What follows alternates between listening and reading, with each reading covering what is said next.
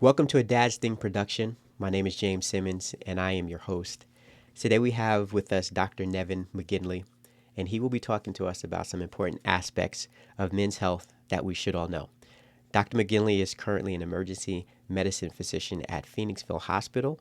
Prior to that, he served in the same capacity at Reading Health Systems for 7.5 years, medical director at Friendship Ambulance Services, and emergency medicine resident at Temple University Health System. Dr. McGinley also spent time in sales and education prior to practicing medicine. Dr. McGinley is a loving husband and father of four, and I just want to welcome him to the show. And now that I've got all of the good stuff out of the way, this is one of my football brothers. It's great to see you, Nevin, and I really appreciate you spending some time with us today to talk about this very, very important topic of men's health. So, welcome to the show, man. How you been? Doing pretty well, James. Good to see you. Yeah, good to see you, man. Yeah. And I always say, and I start, and people probably tired of me saying this. I'm so glad for social media in the sense that I can stay connected and see some of my brother's journeys, through fatherhood, through their profession, their recreation, and all of that stuff. So I definitely get lots of laughs, man, when I get the chance to see you online with the family and the kids. So good stuff there, man. Good stuff. Thanks. Yeah, they keep us busy. They They do. Kids are a lot of fun. Yeah, yeah, yeah. So They again, provide plenty of stories. I'll tell you that oh, much. plenty, man. And I know we've shared some offline, and it still has me chuckling and laughing just thinking about some of that stuff. And I definitely shared with my girls the one that you told me about the furniture moving and Oh with yeah. the window, and they loved that story and they laughed. But we'll keep that amongst ourselves and families. We won't share that here. But again, man, I All want to right. thank you for being on the show. And, I wanted to start by just showing a little bit of some of the stats of just general men's health, some stuff that I found online from the CDC. So I'm going to share that and I'm going to read a couple of lines of different things. If you have some thoughts on that, would love to hear it. But, I want to just turn the floor over to you and for you to give us a little bit about what you do every day. And I mentioned, and before I do that, I want to ask this, right? Emergency medicine physician. Can you tell the folks a little bit about what that is? Because I'm thinking that that's not just your normal primary care physician. So can you just explain a little bit about what that is? Yeah, that's a good question. So I actually work at Reading Hospital. I was at Okay, Phoenixville for a year and they pulled me back to Reading. gotcha. Reading Hospital is the sixth busiest emergency department in the country by volume. Wow. We see 135,000 patients a year, Mm-hmm. and it's a huge mix. Mm-hmm. The city of Reading has there's a giant mix of people. Mm-hmm. There's a very affluent area. There are a lot of migrant Yeah. workers from South and Central America. Uh, there's all types of stuff. So we Mm-hmm. see everything from kids coming in with runny noses to gunshot wounds and Gotcha. everything in between. Um, I trained at Temple, Mm-hmm. which is in North Philly. I went there for med school and residency. Mm-hmm. And that, although it was not as busy volume wise, acuity wise, meaning the level of sickness, Yeah. at least anecdotally, seemed a lot heavier. Okay. So I felt well prepared going to Reading. Mm-hmm. Um, I think one of the big things right now with our health system, the emergency department, unfortunately, especially in the time of COVID, has Yeah. become the primary care Yeah. physician Yeah. for a lot of people. Yeah. And there often is, you know, a lack of Mm-hmm. resources, a lack of availability for physician appointments. Mm-hmm. People aren't insured. They Mm-hmm. don't have, enough insurance. But for whatever the reason, when they end up in the emergency Yeah. department, sometimes there's, you know, a difference in the expectation of what is going to happen Mm-hmm. and what actually happens. In Gotcha. emergency medicine, our job's to make sure you don't have anything dangerous or life threatening that needs to be addressed right now. Gotcha. So if somebody comes in for chest pain and it ends up being, muscular in nature Mm-hmm. or acid reflux, Mm-hmm. uh, you know, we'll rule out all the dangerous stuff, Mm-hmm. heart Mm-hmm. attacks, aortic dissections, pulmonary emboli, whatever it might be. Hmm. And we might not have the cure or the answer for exactly what's causing it, Yeah. but we're not going to, hopefully, we don't send you out with anything dangerous. Gotcha. One thing I always tell my patients, nothing in medicine is 100%. Yeah. Yeah. So we try and minimize your risk as much as possible. Gotcha. Um, so yeah, it's different. One Hmm. of the things I like about it is I never know what I'm going to expect when I go to work. Mm. And that was one of the things when I was choosing a specialty. I remember I shadowed an interventional cardiologist, and I Hmm. thought it was so cool when he got to catheterize somebody, put some stents in. Yeah. And after 3 days of watching it, I started getting bored. Yeah. And I'm like, man, I know this guy's like saving people's lives and, Right.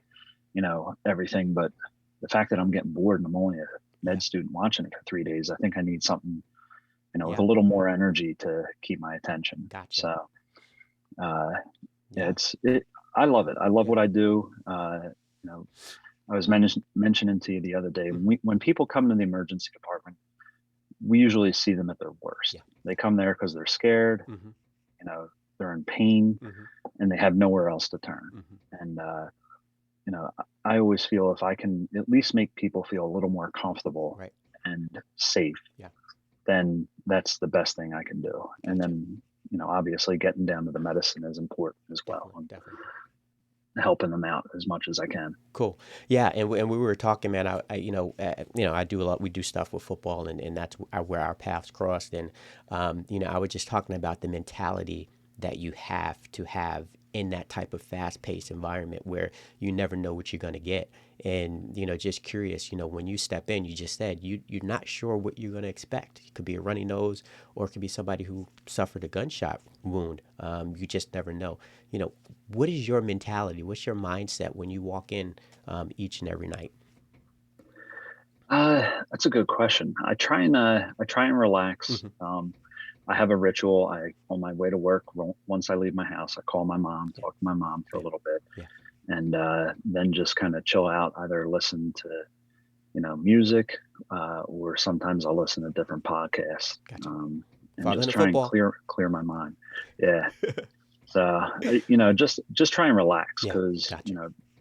my shifts are 10 or 8 hours, Hmm. and you know I don't get a break. Yeah. Yeah. I eat lunch while I'm at the computer typing up patients charts. Gotcha. So, Gotcha.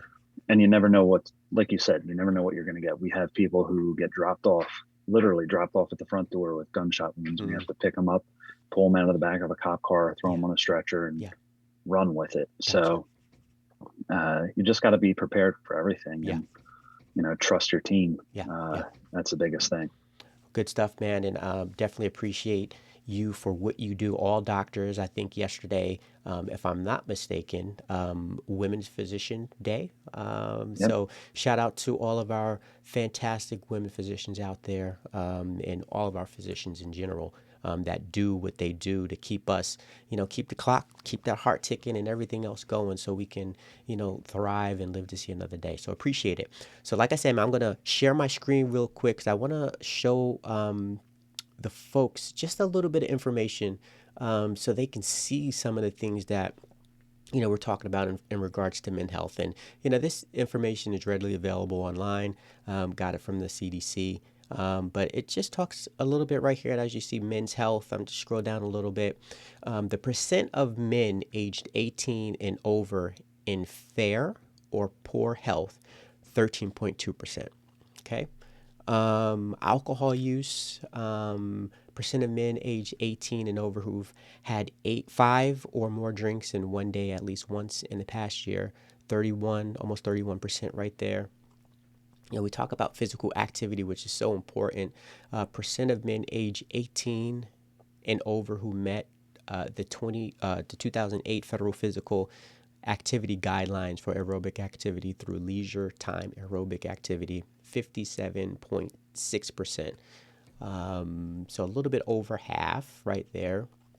Talk about smoking, percent of men age 18 and over who currently smoke cigarettes, 14.1%. Obesity, percent of men age 20 and over with obesity, 40.5%. Okay, and that's from 2015, 2018.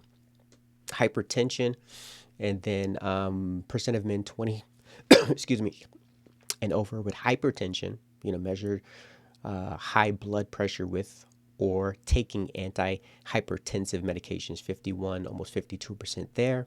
And then this last one I'll read, it just talks about percent of males under age 65 without health insurance coverage. And you talked a little bit about that, 12.3% as I stopped sharing my screen. And then I had a little bit more information, and that was just general men. But then, there's information that cross, the color lines, right? We have some specific things that certain folks from different, ethnic backgrounds have to deal with. And just looking, diabetes is 1.5 times more common among black men, 1.8 times more common among Indian, Alaskan Native men, and 1.2 times more common among Asian American men. Stroke is 30% more common among Hispanic men. And then we already talked a little bit about obesity, but obesity is 1.3 more common among African American and Latino boys age 6 and 11 than white boys of the same age. So just a little bit of the numbers, and don't I hope folks are not taking notes down real quick about that. I'll be able to share those in the notes in the description, but just wanted to kind of set the tone a little bit about some of the health issues that we're dealing with. And now, like I said, I'm going to, turn it over to you, Nevin, and just let you, give us some information on, what you think we need to know, how to go about doing it, and let's get to it. Yeah, absolutely. So, uh, you know, I was terrible at taking care of my own health. Um, it just was something. I only went to the doctor if there was a problem, and like most other men, uh, once I started having kids, Mm-hmm. once I got married, started having kids, my wife started getting on my case, like, you got to take care of yourself, for me and the kids. Mm-hmm. Mm-hmm. So I now go to a primary care doctor Mm-hmm. every year. It's a female physician. Um, my wife went to her and absolutely loved her, so that's how I found her. And that's the way I recommend people find their physicians. If you know somebody who has a primary care doctor that they really connect with, and this is someone you feel like you're similar to, Mm-hmm. chances are, you're going to have a good relationship with that doctor. Mm-hmm. Mm-hmm. Um, and that's important. There's actually studies that have been done that show if the doctor patient relationship Yeah. is one of trust Yeah. and, they feel like it's, a two-way street, Mm-hmm. the patient is way more likely to follow recommendations, which just makes sense. Yeah. If you respect somebody, you're Yeah. going to follow the recommendations. Um, so if you can find someone who has a primary doctor that they like and your insurance is accepted by them, Yeah. that's what I would recommend. If you don't have that, the other thing you can do when you have health insurance on the back of the card is a phone number, and you can call that and ask them to send you a list. A lot of times you can even access it online, Gotcha. and they'll have a list of all the primary care doctors in your area Mm-hmm. that are accepting appointments. Gotcha. Um, the thing to remember is an annual checkup is Mm-hmm. not an urgent appointment. So when you schedule it, it may take a couple months, Gotcha. especially right now. Okay. Okay. Um, And, but and, there and when are, you and when you say now, like now, because of the climate of what we're in, COVID, and just not all the person contact stuff, or is that just in yeah, general? uh, it's in general, but Okay. even more now with Okay. COVID. Okay. One thing that COVID has done is caused a mass exodus Mm, of people in the healthcare sector. gotcha. There's a nationwide nursing shortage Yeah. Yeah. that's hit everyone from hospitals Mm-hmm. to urgent cares, Mm-hmm. surgery centers, Mm-hmm. primary care offices, everywhere. Gotcha. Um, and it's not just nurses is the biggest, Yeah. most obvious one, Yeah. but respiratory technicians, everybody. Mm-hmm. So your appointments are going to take Take longer, and longer. that's another reason a lot of people are coming to the emergency department. Gotcha. You know, they don't, they can't get an Yeah. appointment, and they don't want to wait. Yeah. Uh, and in a lot of cases, I totally understand that. Mm-hmm. Mm-hmm. Can I So make can I just touch base on what you were talking about, like the importance of yeah, relations? I remember when I first got my insurance as a 24-year-old. That was the first time I had my own insurance myself, and it was a new world to me. So the list that you're talking about, being able to look at a list of primary care physicians in your area network that are taking new patients is great. I had a funny way of picking my doctor because I was new to California. I saw a doctor who had the same name as my brother, and his name was Roland. So I said, you know what? Let me try Dr. Rowland first. And it was the greatest thing that I could have done. He was a great doctor, and we had a great relationship. So I just wanted to share Yeah, the importance of that familiarity and then developing that relationship. Thank you. yeah, yeah. No, I have a great relationship with my primary physician, and I think that's one of the most important things. Gotcha. Gotcha. Um, because even as a physician, there's some things in primary care that I don't understand, Mm-hmm. and you have Mm-hmm. to be comfortable to ask those questions. Gotcha. And sometimes it can be a little embarrassing when you're a physician. You're Mm-hmm. like, I don't understand that, Dr. Medina. Can you explain that to me for a Mm-hmm. second? Mm-hmm. And then most of the time, when she starts explaining it, it Yeah. all comes back Yeah. to me, and it was like something in med school I forgot or something. Gotcha. And that's a Uh, that's a great point that you just bring up. Just as a doctor, not always understanding some of the ins and outs of different things. So for me, not having that medical background, it could be intimidating to ask or, like what is this, but you're saying it's important to ask those things, and as you develop the relationship, you'll get comfortable, but it's really important to communicate your need to know a little bit more and to explain it in my language. yeah, absolutely. And that's one of the things, when people are in the emergency department, like I said, they're usually scared because they have something that, happened all of a sudden. And a lot of times it can be life threatening or require hospitalization, surgery, or something else. Mm-hmm. Um, visiting your primary care doctor, hopefully that's not the case. Right. But, you know, I spent 7 years, over 7 years, and a heck of a lot of money learning all this stuff. And I say that to my patients when I see their face kind of glaze over Mm-hmm. and I realize I've been talking medical jargon. I'll apologize. I'll say, look, I'm sorry if I'm throwing out medical Yeah. jargon. I spent a lot of time, money learning this stuff, and Yeah. sometimes I like to share it. Yeah. So, Yeah. I think as a patient, it's important to be an advocate for yourself and Mm-hmm. just speak up and say, Doc, uh, I don't quite understand what you said. I don't have the same background you do. I didn't Mm-hmm. spend all those years in med school and residency. Mm-hmm. Do you mind explaining that to me a little Gotcha. differently?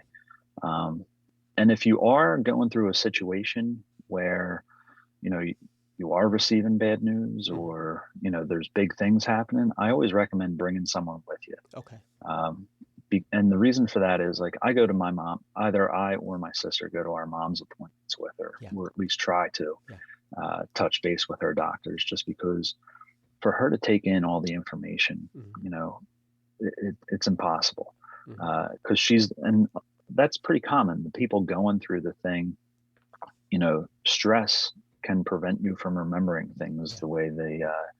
the way they might have occurred. Yeah. And having somebody else there to ask questions for you and gather information for you can be Mm-hmm. really helpful. Mm-hmm. Mm-hmm. Got it. So, Okay. Okay. You uh, mentioned, regular visits, and that was one of the questions that I definitely wanted to ask. For me, in the social work field, one of the things I had to do every year was get a TB test. I yeah, had to get that TB test, and that really helped me stay on schedule, right? Because I had to go in the office and work with one of the partners in there, get the TB shot.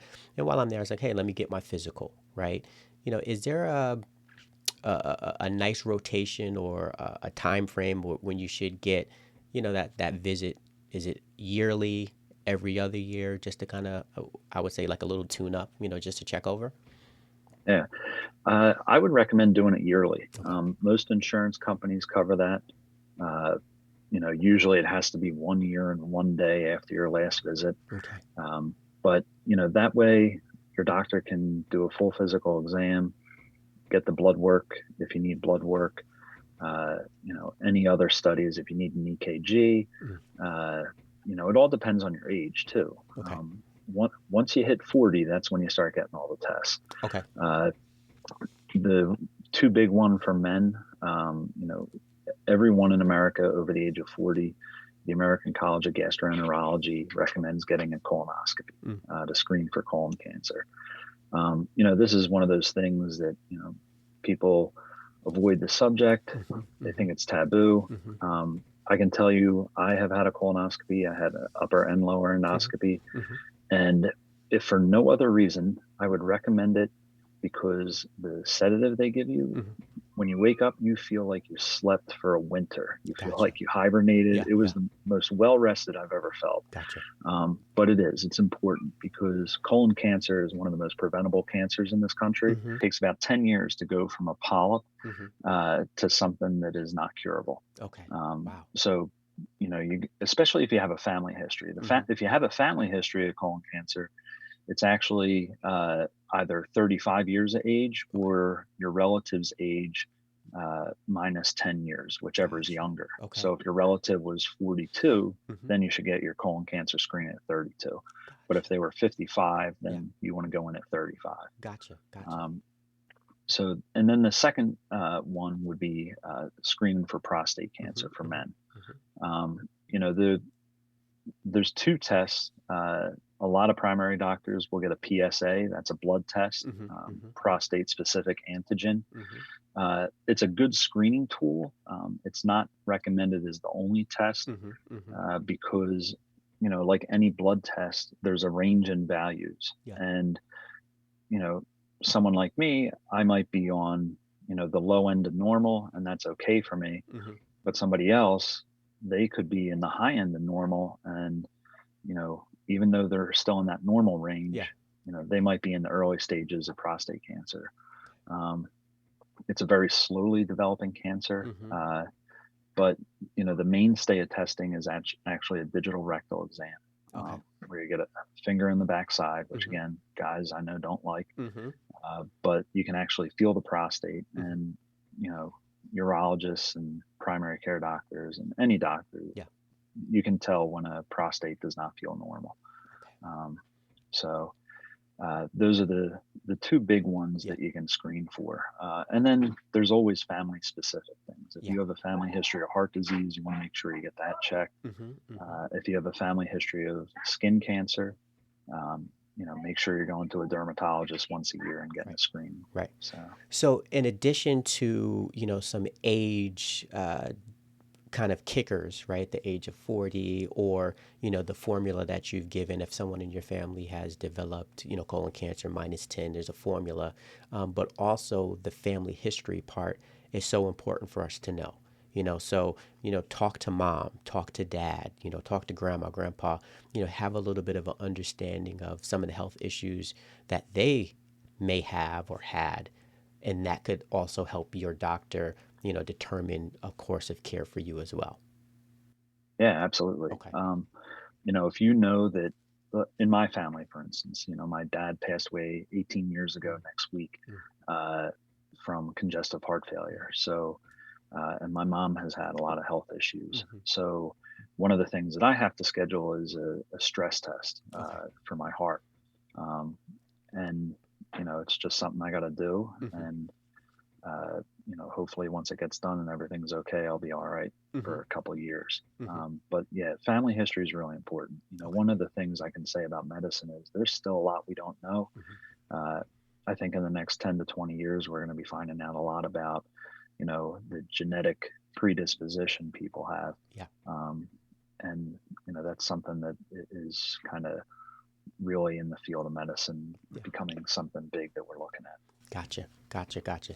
No, that's good stuff to know, and to open our eyes and ears to just how all of these different things come about, right? Because it's better to try to get ahead of the ball, right? And sometimes, as you're saying, you don't want to get to that end stage where it's too late, where early detection could have helped you in that scenario. So um, that's outstanding stuff.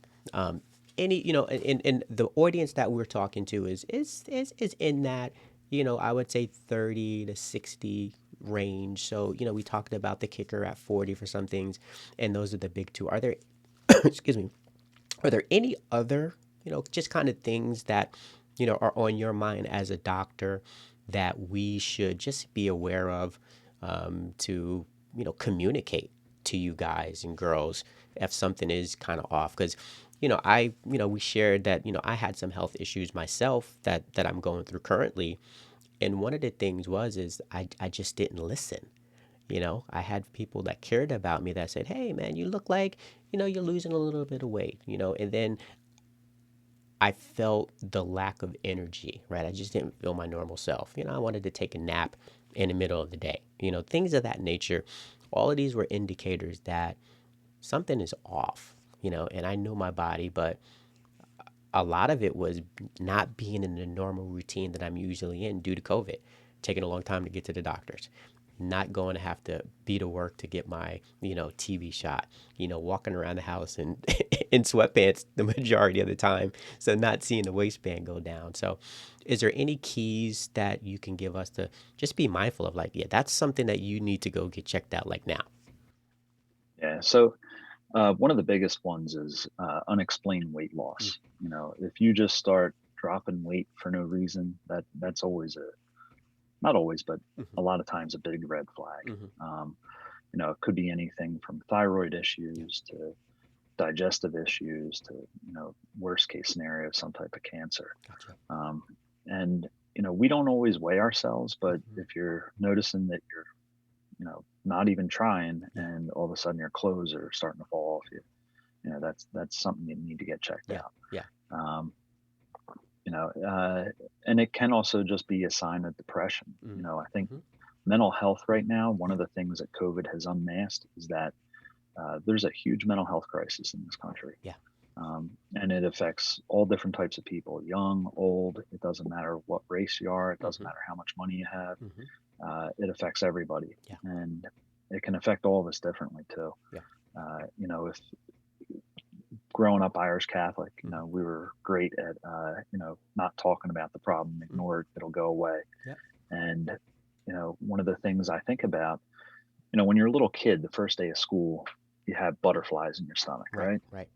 So that's when you don't have a lot of stressors. Mm-hmm. Now, as adults, we're fathers, we're husbands, we got bills to pay, we got Right, jobs to do, right. we have all these other life stressors. Mm-hmm. And if we're not dealing with them properly, they are going to cause physical symptoms. Mm-hmm. Mm-hmm. Anything from just loss of appetite, Mm-hmm. depression, Mm-hmm. not sleeping right, you know, that can cause weight loss. Mm-hmm. It can cause weight gain. Mm-hmm. Mm-hmm. Uh, it can cause all types of problems. Mm-hmm. I see people, for me, I know when I'm getting stressed out because Yeah, I start getting back pain. gotcha. Um, so, mental health is definitely something, just like any other disease, it needs to be treated, Mm-hmm. Mm-hmm. whether it's depression or something else. Yeah, And that's something you can talk to your primary care doctor about too. And, gotcha. they can get you the resources that you need.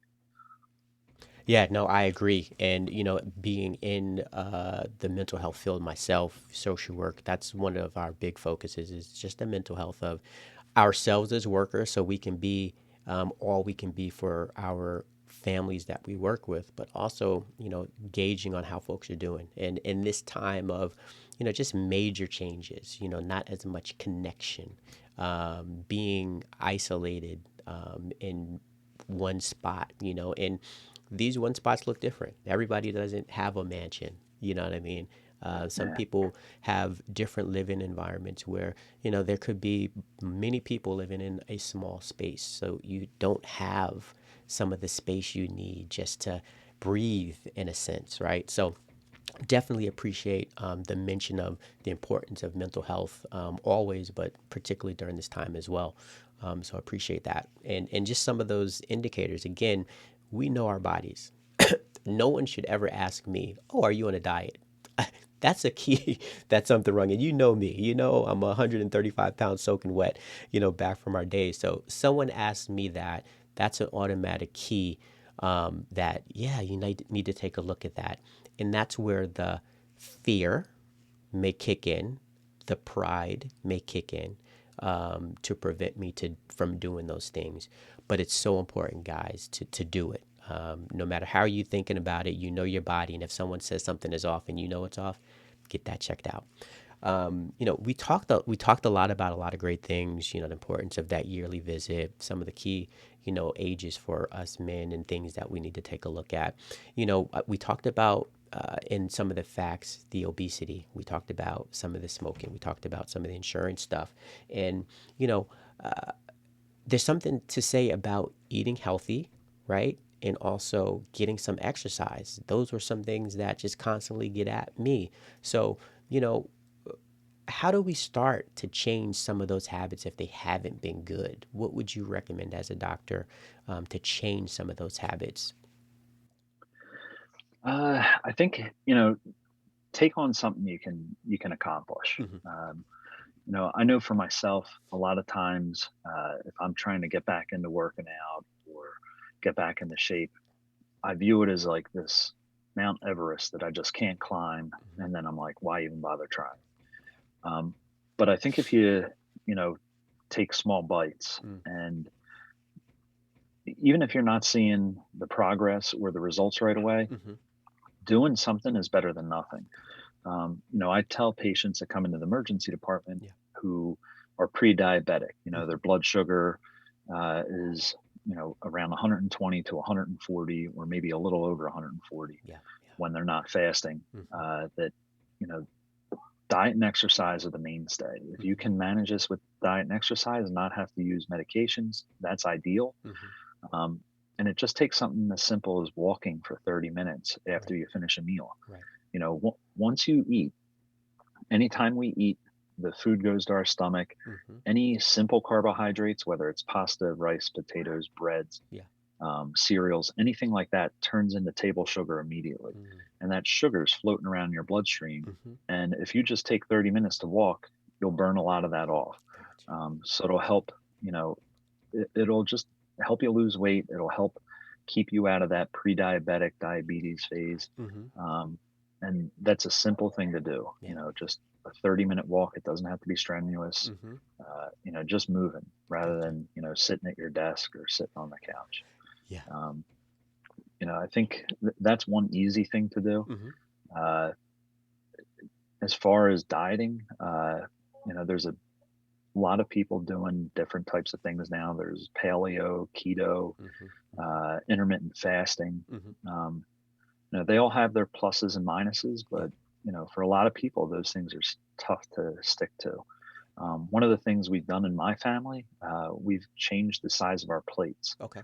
So instead of using like the 12-inch dinner plate, we Hmm. actually use the smaller, like I don't know if it's like 6 or 8-inch plate, Hmm. and Hmm. that way we're not loading up the entire plate with food. Yeah. Uh, when it's a 12-inch, it's the 8-inch, Yeah. and there's not as much stuff on there, Yeah. and I still feel satisfied when I finish my meal. Gotcha. Um, in the last, I guess, let's see, last 12 months, or I guess almost 11 months, Yeah. uh, it's something that I've been doing Okay. because, with COVID, I was definitely not taking care of myself. Hmm. The gym closed. Yeah. Yeah. I started gaining weight, Hmm. and in the last 11 months or so, Hmm. with these changes, exercising a little bit, Yeah. uh, just changing the plate size, I lost about 40 pounds. So, Gotcha. Gotcha. weight for me, I'm the opposite of you. Yeah. Yeah. Uh, I always, if I don't keep it in check, I can gain it easily. Gotcha. You're more like my brother. My brother's the type of guy who, when he gets stressed, he loses weight. I'm Mm. like, man, I wish I had that. I'd have been the skinniest medical student in the world. But when I It, turn to food. Food it, is my comfort, it has its pros and and it's something cons. I got to keep in check. Yeah. Yeah. Yeah. Yeah. And that's it. Keep in check. I think sometimes when, yeah, and please correct me if I'm wrong. You're talking about portion control, things in moderation. So those things that you like, you don't necessarily have to throw it all away. You just might have to adjust how you enjoy it.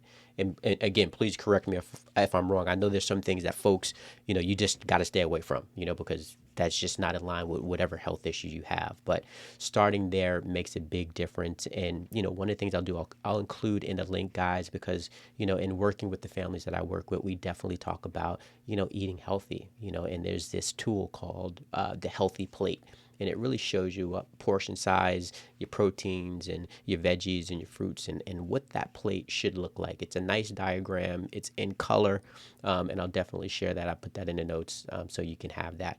But the exercise thing, I think one of the worst things that I did, being a former athlete, is we had to work out because we had to. There was so much attached to playing, scholarship, all of those things, and we had to work out. And once I didn't have to do that anymore, I just threw it away. and I would say little comments to myself. I fed it to myself. Yeah, I'm just going to be on a shelf until I have kids, so I can save my energy and blah, blah, blah, blah, blah.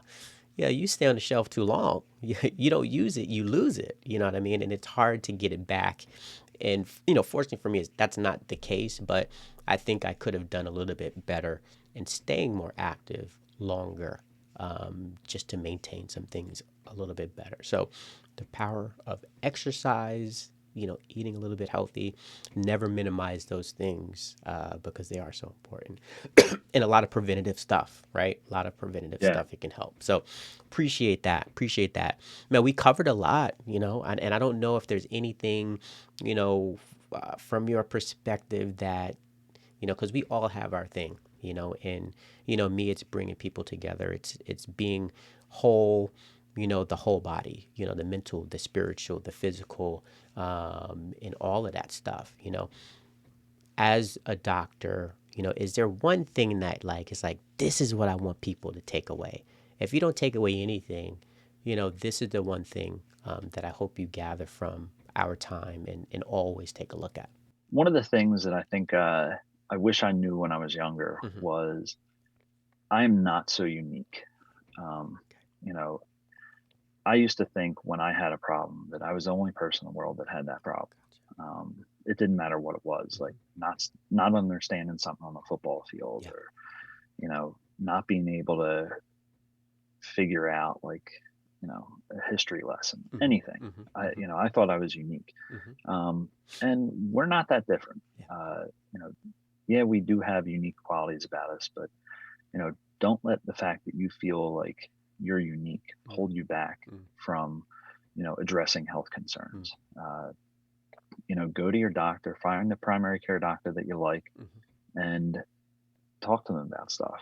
um, go in there. If you have specific questions, write them down and ask them, Mm-hmm. and make sure that you're satisfied with the answer, Yeah.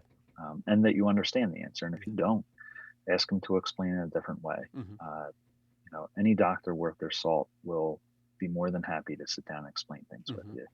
Mm-hmm. I will give the caveat, though.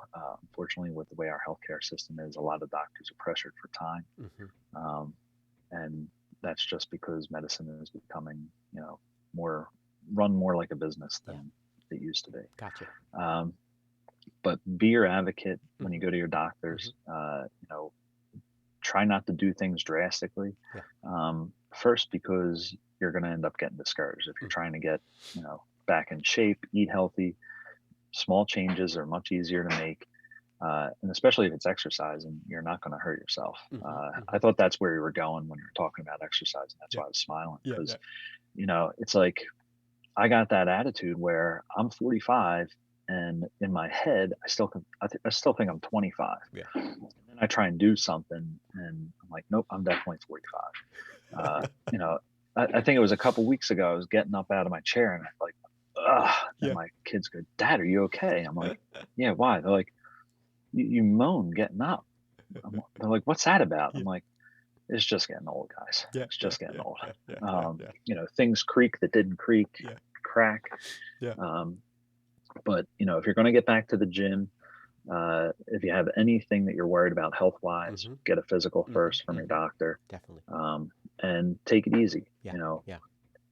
It's you don't want to hurt yourself and then sideline yourself for the next month or 3 months. Definitely not. But you keep saying this word, advocate for yourself. And you've mentioned that to me, and a second opinion, that's a way of advocating if you're not sure, and again, there's lots that we still don't know, right? And you mentioned that there's still things that folks in the medical field are learning, and sometimes we get it wrong, you know what I mean? So if you're not sure, there is power in, getting a second opinion, and, not to, I would say, not to worry about hurting someone's feelings about it, because this is your health. Yeah, and I agree with you. I think that's another really good point. Um, this is your health. Mm, It's your life. You only have one. mm, You know, one thing you can say if you're worried about upsetting the doctor's feelings is, "Look, doc, I don't want to upset you, but I'm scared about this, mm-hmm, and I just want to make sure I'm making the right choice Yeah. and make sure you're getting all the choices. Right. Right. We talked about this the other night on the phone. Yeah. One of the choices is always to do nothing. Gotcha. You know, you don't always have to do something. Mm-hmm. Mm-hmm. Uh, now you always have to live with whatever choice you make. Right. So, if you have something that's treatable Mm-hmm. and you don't get it treated, then, you sleep in the bed that you That made. you made. Right. But, I've had those discussions with patients who Mm-hmm. come into the emergency department. They waited and waited because they were scared to go to their physician because Mm-hmm. they knew something was wrong. Mm-hmm. And, you know, I can think of one woman who came in and uh, it was terrible. She came in because she was losing weight. Her family tried encouraging her, and she finally came in because she couldn't eat anymore. And she had, at that point, there was nothing that could be done. She Mm-hmm. had metastatic cancer, Mm-hmm. and you know, I I asked her, what do you think's going on? She's like, I think I probably have something bad. I'm like, yeah, you do. Mm-hmm. The test shows that what you have looks like metastatic cancer. Mm-hmm. It's pretty late stage. Mm-hmm. And she had known this was something that was going on, but she was afraid Yeah. to get it checked out. Yeah. And, at that point, she had to make the decision on, did she want treatment to prolong her life? Yeah. Uh, and sometimes the treatment can be just as bad or worse than the Yeah. disease. Yeah. Chemotherapy is a poison. Yeah. And then you just hope that the chemotherapy kills the cancer before Mm-hmm. it kills the patient. Mm-hmm. Mm-hmm. Um, so you got to make that decision. How do you, if you're faced with a life ending disease, how do you want to live the rest of your life? Right. Um, you know, Thankfully, not most diseases that we encounter aren't like that. Yeah. Yeah. Um, so, if somebody has diabetes that runs in their Yeah. family and they notice that they're urinating more than they used to and they Mm-hmm. feel thirsty all the time, Mm-hmm. that's a big red flag for diabetes. You got to Mm-hmm. get yourself checked out. Mm-hmm. And, Mm-hmm. you know, you might get put on medications, you might Yeah. be given insulin, Yeah. um, but it's not the end of the world, and there's things you can still do. You can Yeah. still, try and manage it with diet and exercise. Gotcha. Gotcha. But health is important. I Yeah. think getting an annual checkup. I mean, we schools make kids get an annual checkup every year for a reason. Mm-hmm. Mm-hmm. Um, Mm-hmm. and it's a heck. We got to get our cars checked out Yeah. every year to Yep. pass inspection. Yep. Yep. Yet there's nothing that says an adult has to get checked out every year. Right. Right. Uh, and I think it's important, and I do it myself. Yeah. I had my appointment at the Yeah. beginning of January. Yeah. Got a bunch of blood work, Yeah. and I got a couple of tests I got to schedule. Yeah. Uh, it's just part of life, part of taking care of yourself. Really is taking care of yourself so you can also take care of that beautiful family of yours. And it really hits home, when it's no longer just yourself. You have other people that love and care for you. I mean, you do, but, it's your kids, it's your spouse, it's your partner. And, so important to want to be around, and, before I knew, what was going on, I thought the worst. And I'm like, man, I've got these beautiful women in my life that, man, I just need to know what's happening, suck up the pride, and make sure you do what you have to do to get well. So I definitely did what I had to do and going to continue to do it. And I appreciate, again, you taking the time and sharing, this great information of tips, things we can do to help prevent, just indicators of when we need to check things out. And I know somebody out there is listening, and this is going to help them, make a decision that they may have been sitting on for a little while. Hey, this is what I needed to hear to get over the hump. And I always say here, out of Dad's thing, fatherhood is a journey you don't have to do alone. And if you have any questions or concerns, reach out, to me. You got the contact information, but find somebody, that you can talk about these things to, that can help you, digest it, dissect it, and encourage you when you need it the most, because us as men, we can be stubborn, we can be Yep. prideful, and that can get in the way of a lot of things that needs to happen. So Nevin, Dr. McGinley, it's a pleasure. Thanks for having me. You're welcome. You're Really welcome. appreciate it. You're welcome. All right. So that's it, fatherhood fans, a dad thing audience. We just brought to you some great stuff. Please take a look at the description. I'll leave some information in there for you.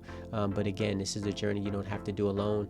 We're here for you, and I know you got some great folks in your lives that want to support you in all that you do. So until next time, be well, be safe, and take care, and we'll talk to you soon.